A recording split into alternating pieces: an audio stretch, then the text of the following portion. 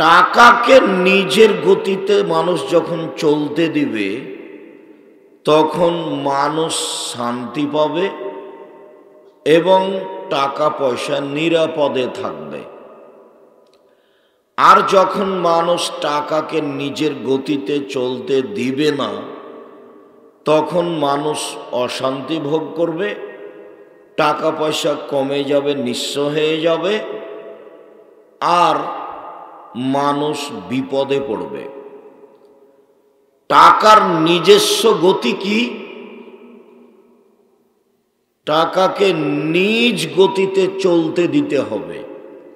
সেটা হলো টাকা ব্যবহার হবে বিনিময়ে, বিনিয়োগে, বিনিময়ে।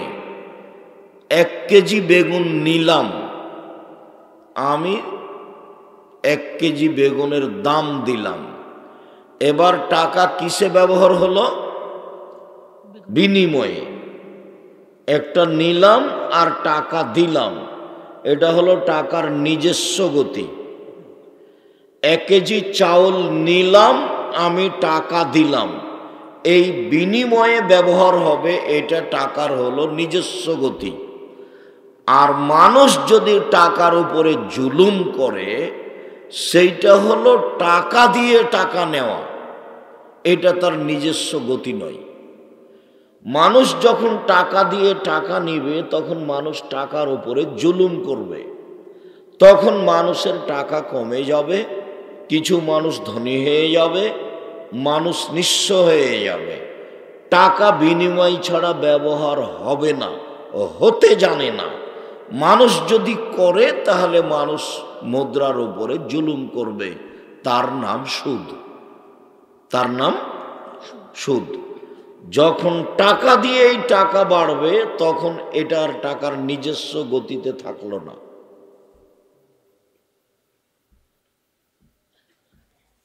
তো যখন টাকার উপরে মানুষ জুলুম করবে তখন মানুষ গরিব হয়ে যাবে, নিঃস্ব হয়ে যাবে।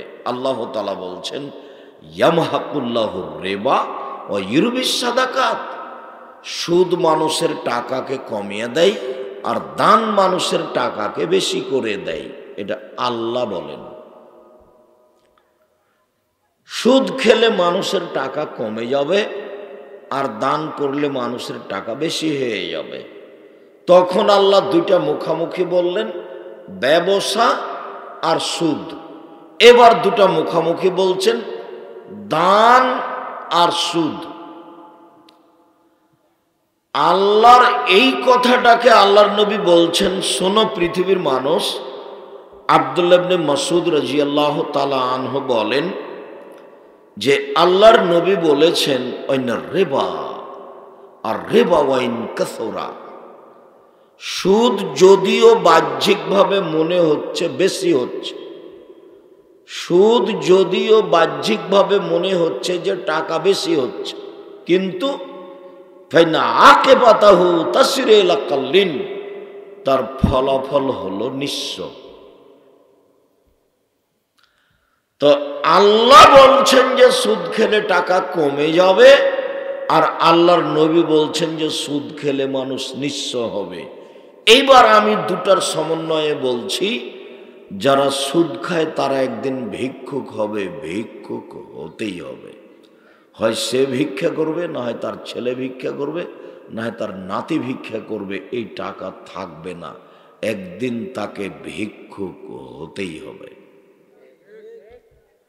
আল্লাহ বলেন টাকা কমে যাবে, নবী বলেন ও নিঃস্ব হবে। যার কারণেই কিছু কিছু এলাকায় দেখা যায় যেসব মহিলারা কিস্তি তোলে তারা কয়দিন পরে বাড়িটা বিক্রি করে পালিয়ে গেছে। তো সুদের ফলাফলে এক দেশের কিছু মানুষের কাছে টাকা বেশি হয়ে যাবে আর কিছু মানুষ নিঃস্ব হয়ে যাবে। ঠিক এভাবেই সারা পৃথিবী জুড়ে কিছু দেশে টাকা বেশি হয়ে যাবে আর কিছু দেশ দেউলিয়া হয়ে যাবে। হতেই হবে। ও তো আমি আপনি বলিনি, আল্লাহ বলেছে। ও তো আমি আপনি বলিনি, আল্লাহর নবী বলেছে। এইবার আবারও মনে রাখার জন্য বলি, টাকার নিজস্ব গতি হলো তাকে বিনিয়োগে বিনিময়ে ব্যবহার হতে হবে, এটা হলো টাকার গতি। বোঝা গেল না?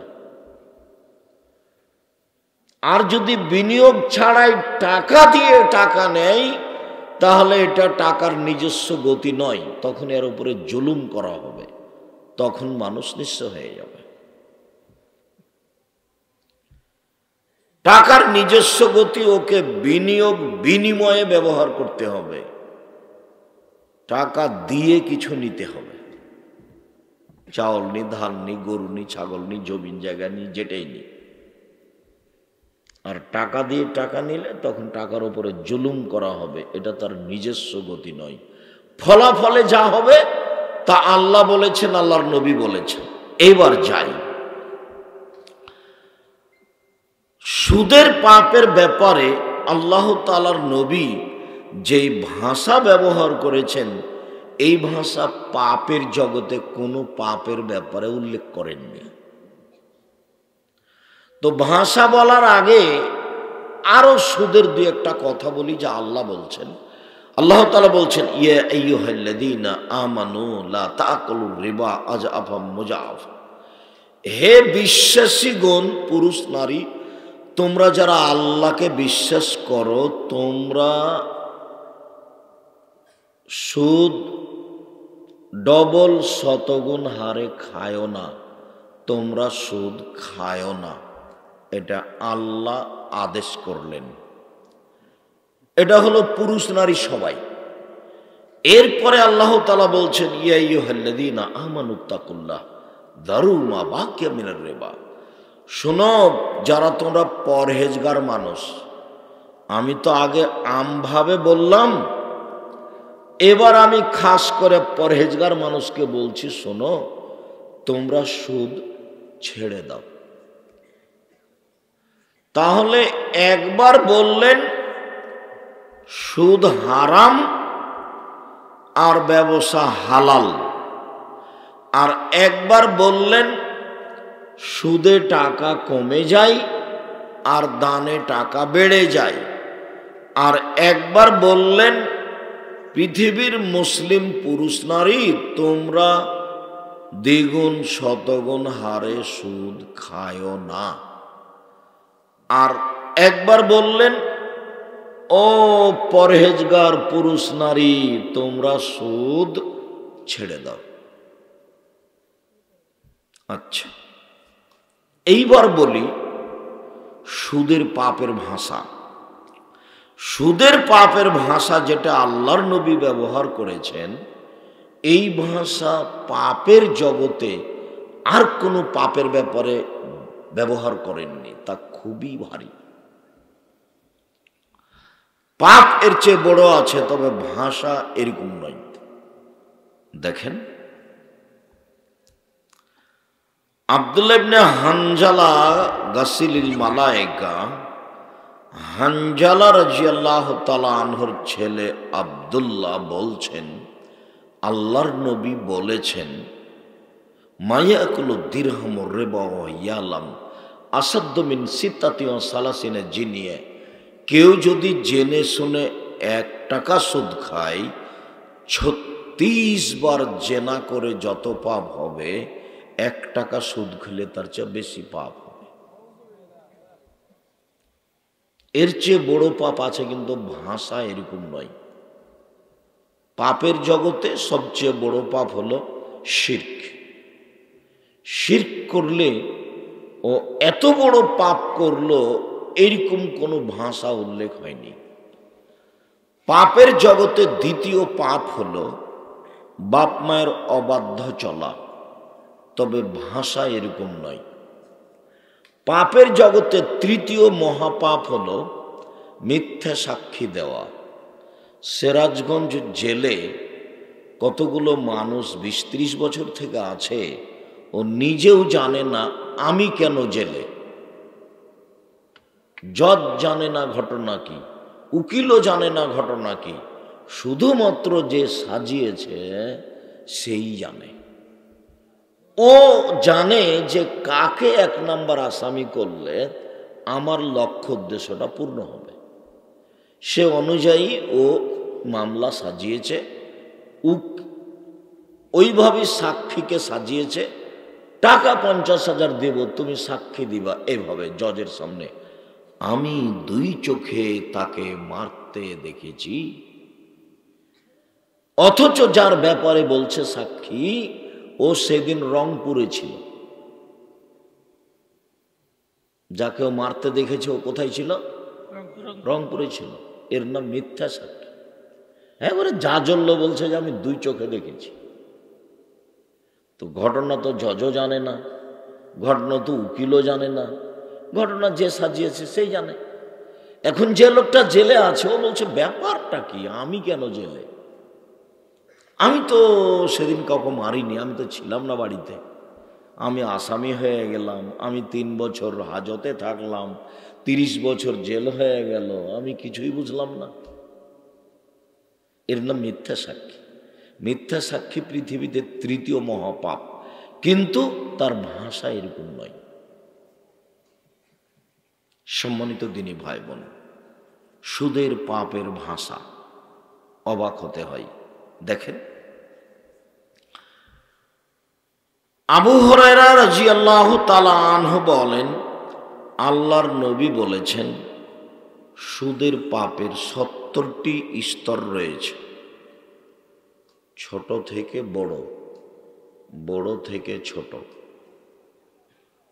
তার সবচেয়ে ছোট স্তর যেটা, সেটা হলো মার সাথে জেনা করলে যেমন পাপ হয়, আর কোন দুনিয়াতে পাপ নাই যার ভাষা এরকম। বড় বড় পাপ, জেনাও বড় পাপ, কিন্তু জেনা বড় পাপ হলে কি হবে? ওর গতিবিধি ভিন্ন। কি গতিবিধি? অবিবাহিত ছেলে মেয়ে যদি জেনা করে, তাহলে তাকে 100 লাঠি পিটিয়ে এলাকা থেকে তাড়িয়ে দিতে হবে।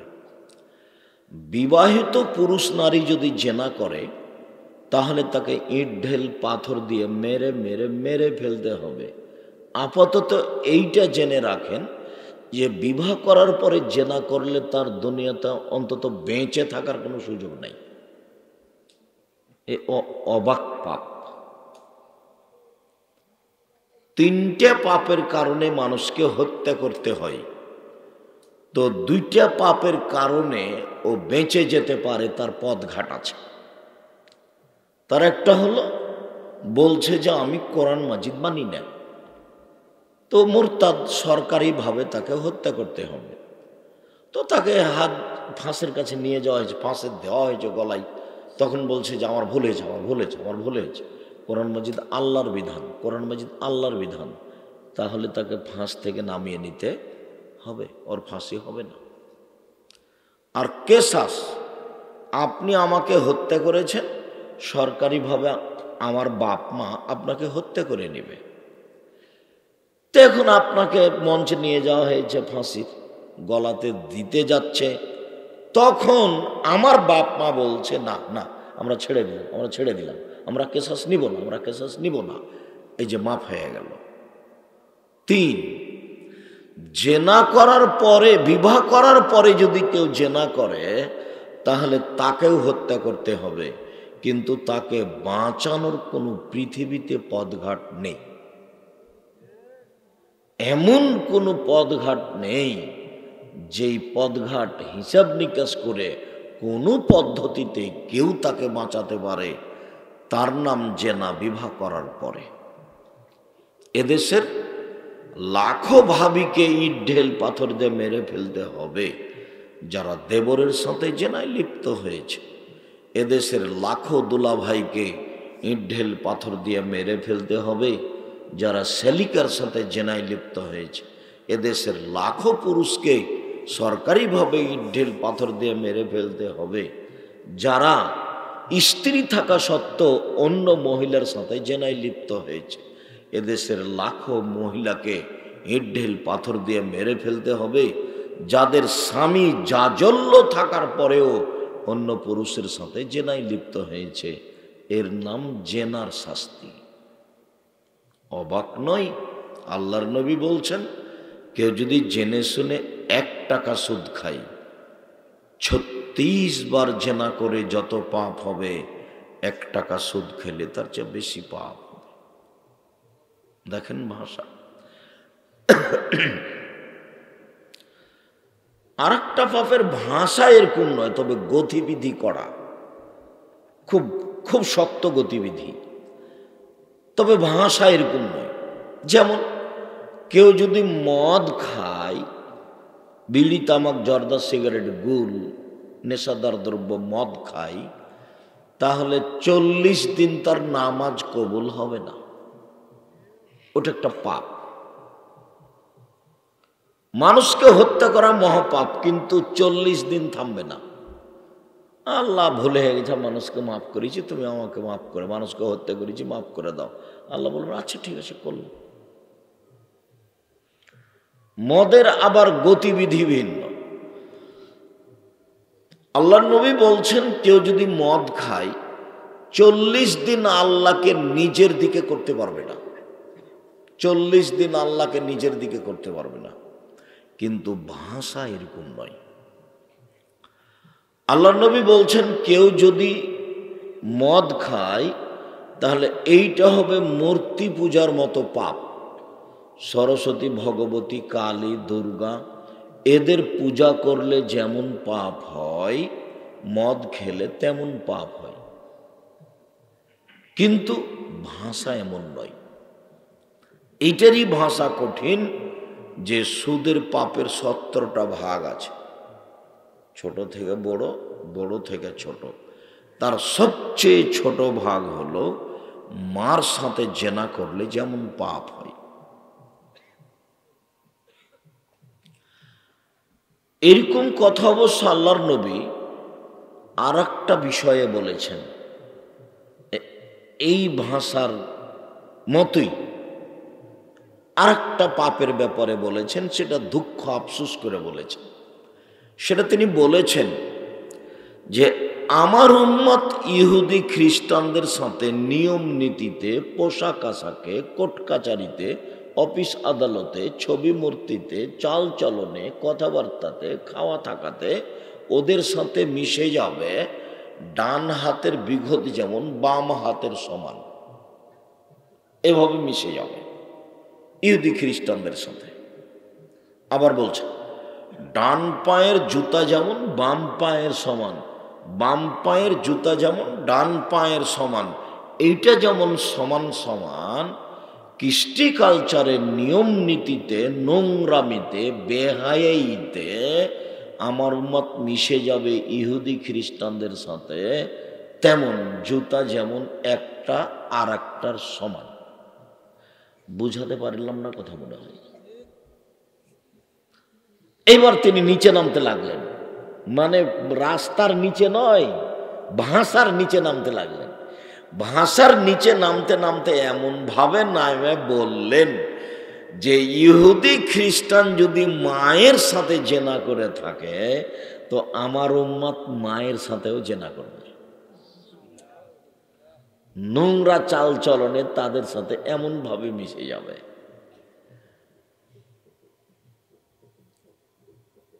অবাক হতে হয় যে এখানে কতগুলো ছেলে বসে আছে, ওদের মাথার চুল ওপরে আছে, চতুর্দিক ছাটা আছে এইভাবে। ওর বাপ নাই কি? ওটা কি তার সৎ বাপ? এই ছেলে, ওটা কি তোমার সৎ বাপ যাকে তুমি বাপ বলো, আব্বা বলো? তুমি যাকে মা বলো কি সৎ মা? না ওটা তোমার খালা? এটা আমি বুঝলাম না। 1 মিনিট, আমি লন্ডন সফরের সাউথ হলের একটা কথা নকল করি। 1 মিনিট। আমি জুমার খুতবা দিয়ে, আজকের বারেই জুমার খুতবা দিয়ে 2 তালা থেকে নিচে নামছি। জুমার খুতবা 2 তালাতে। তো দৌড়াতে দৌড়াতে একটা লোক তার বাচ্চাকে টেনে নিয়ে এসে আমাকে বলছে যে একটু দোয়া করেন, আমার বাচ্চার জন্য দোয়া করেন। তো দেখছি তার মাথার চুলের বাচ্চার এদিক দিয়ে 3টা দাগ দেওয়া আছে। তো আমি তো আর অতটা ধরতে পারিনি, আর অত আমি বিবেচনা করতেও যাই না। কি ব্যাপার, ওর মা মনে হয় চুল ছেঁটে দিচ্ছিল, তাই ওই বাচ্চা দিচ্ছে না, মা জোর করে কাটছে, তাই কেঁচির লেগে গেছে, দাগ লেগে গেছে। তা আমার ওই আবদুল্লাহর ছেলে মোহাম্মদ, ও নাপিতের কাছে চুল ছেটে নেয় না, নাপিতের কাছে নিয়ে গেলে খালি চিল্লাচিল্লি করবে, আমার দাদি ছেড়ে দিবে, আমার দাদি ছেড়ে দিবে, এভাবে খুব চিল্লাচিল্লি করে। তাই বলছি এইরকমই মনে হয় কিছু হবে। আমি নিচে তালাতে যখন গেছি, এভাবে ঘুরতেই ওই নাপিতের সাইনবোর্ড দেওয়া আছে, দেখি ওইভাবে দাগ দেওয়া আছে মাথার। তো বলছি ইন্না লিল্লাহি ওয়া ইন্না ইলাইহি রাজিউন। দুঃখিত, আদর্শ বিক্রি করে খেতে আসেনি দেশে। উপার্জনের পথ দুনিয়াতে অনেক আছে, আদর্শ বিক্রি করে খেতে রাজি নই। অবাক কথা, ছেলেটার ওভাবে মাথা ছাটলেন কেন? এটা কি হিসাব? এরই নাম হচ্ছে ওদের সাথে আমার উম্মত কি হবে? মিশে যাবে, স্বভাবে, পোশাকে, কৃষ্টি কালচারে। খেলোয়াড় হলো ব্রাজিলের আর খেলছে কাতারে, আর আমার ছেলের গায়ের গেঞ্জির পিছন দিকে লেখা আছে 10-47 লেখা আছে। এমন ভাবে লেখা আছে যে কেউ যদি তার পিছনে সালাত আদায় করে নামাজ পড়ে, তো ওই 10 নাম্বার দেখতে দেখতে বুদ্ধি শেষ, নামাজই হবে না। কেমন চরিত্র! ইহুদি খ্রিস্টানদের পতিতালয়ের মেয়েদের বৈশিষ্ট্য হলো নখে নেইল পালিশ দেওয়া এবং নখ বড় করা। ইহুদি খ্রিস্টানদের পতিতালয়ের, স্বাভাবিক মহিলা নয়, ইহুদি খ্রিস্টানদের পতিতালয়ের মেয়েদের বৈশিষ্ট্য হলো কি? নখ বড় রাখা এবং নখে নেইল পালিশ দেওয়া। আমাদের মেয়েদের নখ বড় দেখেন এবং নখে নেইল পালিশ দেওয়া আছে দেখেন রাস্তাঘাটে। তাহলে কি তুমি মনে করছো ওর ওটা খালা? হতে পারে, না হলে সৎমা। এই অবস্থা কেন এমন হবে? দুঃখিত, আল্লাহ তুমি রহম করো। আদর্শ মায়ের খাবে, খেয়েছে। চাচা আমার সামনে আগে আগে হাঁটছেন লন্ডনে বাসায় না সকালের নাস্তায়, আর ভাতিজা বাড়ি থেকে বের হচ্ছে। তো মুখামুখি ভাতিজাদের বলছে গুড মর্নিং, তখন চাচাও বলল গুড মর্নিং। তা আমি বললাম ইন্না লিল্লাহি ওয়া ইন্না ইলাইহি রাজিউন। এই কথাই বললাম যে আদর্শ বিক্রি করতে আসেনি। ছেলে আপনাকে বলবে আসসালামু আলাইকুম, আর আপনি বলবেন ওয়ালাইকুম আসসালাম। ওদের সাথে দেখা হলে আপনি এটা বলেন ভিন্ন কথা, কিন্তু আপনি নিজের জন্য এটা কিভাবে গ্রহণ করলেন? এটা কিভাবে হয়? গুড মর্নিং শব্দটাতে কোনো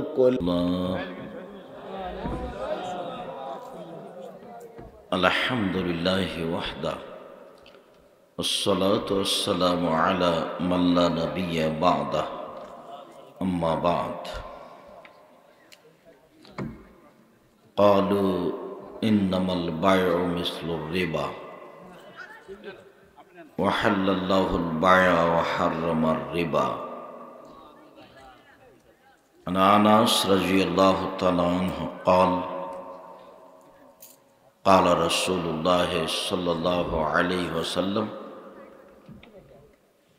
أو أن جابر رضي الله تعالى عنه قال لعن رسول الله صلى الله عليه وسلم آكل الربا وموكله وكاتبه وشاهديه وقال هم سواء রাহ মুসলিম। সম্মানিত উপস্থিতি, প্রশংসা আল্লাহর জন্য, শান্তি অবতীর্ণ হোক আল্লাহর রাসূলের উপর সাল্লাল্লাহু আলাইহি ওয়াসাল্লাম। আজকের দিনে বৈঠকে সংক্ষিপ্ত সময়ে বক্তব্যের বিষয় সুদ ও ঘুষ। সুদ ও ঘুষ নিয়ে আমরা এক গুরুত্বপূর্ণ সংক্ষিপ্ত তথ্যবহুল বিবরণের চেষ্টা করব ইনশাআল্লাহুল আজিজ। সম্মানিত দিনী ভাই বোন, যেসব পাপের কারণে সরাসরি জাহান্নাম ঘোষণা হয়েছে তার একটি বড় পাপ হচ্ছে সুদ। যেসব পাপে লিপ্ত হলে মানুষ ধ্বংস হয়ে যায় তার একটি বড় পাপ হচ্ছে সুদ। আবু হুরায়রা রাদিয়াল্লাহু তাআলা আনহু বলেন, রাসূল সাল্লাল্লাহু আলাইহি ওয়াসাল্লাম বলেছেন, ইজতানেবু সাবাল মুবিকাত, তোমরা 7টি ধ্বংসাত্মক জিনিস থেকে বেঁচে থাকো। এই 7টা যে করবে সেই ধ্বংস হবে, জাহান্নামে যাবে। তার একটি হচ্ছে আশিরকু বিল্লাহ, আল্লাহর সাথে শিরক করা। দ্বিতীয় হচ্ছে কাতলুন নাফসি, মানুষকে হত্যা করা। তৃতীয় হচ্ছে আকলুর রিবা, সুদ খাওয়া। সুদ খাওয়া এমন একটি পাপ যাতে মানুষ ধ্বংস হবে। যেসব বড় বড় পাপের কারণে মানুষ পরকাল হারিয়ে দেয়, তার একটি বড় পাপ হল সুদ। সম্মানিত দ্বীনী ভাই বোন, মানুষে ওই সময়ে বলেছিল, ইহুদি খ্রিস্টান পত্তলিকেরা, যে সুদ হচ্ছে ক্রয় বিক্রয়ের মতো। আল্লাহ তাআলা তাদের কথাটা নকল করে বলেন, ওয়াকালু ইন্নামাল বায়উ মিসলুর রিবা, তারা বলল নিশ্চয় ক্রয় বিক্রয় হচ্ছে সুদের মতো। কেন? সুদ খেলেও টাকা বাড়ে, ব্যবসাতেও টাকা বাড়ে। তো সুদ আর ব্যবসা একই, টাকা বাড়ার দিক দিয়ে তো দুটাই এমন একটা জিনিস যাতে টাকা বেশি হয়। তাই তারা বলল সুদ হলো ক্রয় বিক্রয়ের মতো, ব্যবসা হলো সুদের মতো। আল্লাহ তাআলা পরের অংশে বললেন, ওয়াহাল্লাল্লাহুল বায়আ ওয়া হাররামার রিবা, নিশ্চয়ই আল্লাহ তাআলা চিরদিনের জন্য সুদকে হারাম করেছেন আর ব্যবসাকে হালাল করেছেন। মুখামুখি বললেন আল্লাহ। এটা হতেই পারে না যে সুদ আর ক্রয় বিক্রয় ব্যবসা একই জিনিস। ওদের বলার কথার কারণে আল্লাহ তাআলা মুখামুখি বললেন যে আল্লাহ সুদকে চিরদিনের জন্য হারাম করেছেন আর আল্লাহ ব্যবসাকে চিরদিনের জন্য হালাল করেছেন। শুধু তাই নয়, আল্লাহর নবী কথাটি আরো স্পষ্ট করে এইভাবে বলেছেন,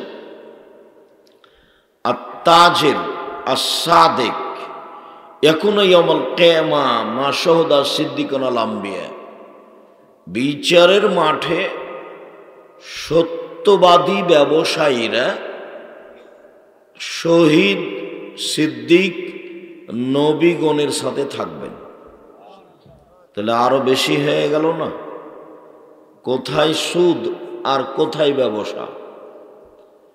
আল্লাহ বললেন সুদ চিরদিনের জন্য হারাম আর ব্যবসা চিরদিনের জন্য হালাল।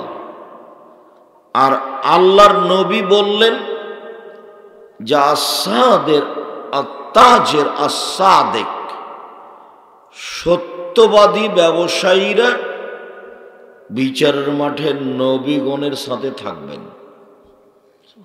তাহলে দুইটার মধ্যে কত তফাৎ!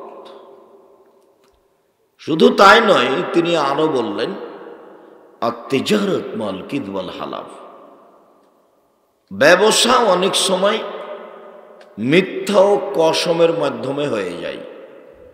অজান্তেই মিথ্যা কথা বলে ফেলে, অনিচ্ছায় কসম করে ফেলে। তো ব্যবসাতে মিথ্যা কথার কসম চলে আসে।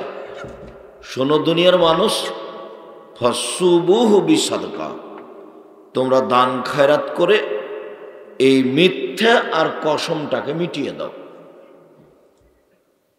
ব্যবসায়ীদের দান করতে বললেন যে দান করে তোমরা এটাকে মিটিয়ে দাও। সম্মানিত দ্বীনী ভাই বোন, আমরা আপনাদেরকে সুদ কি জিনিস এইটা একটু বলি।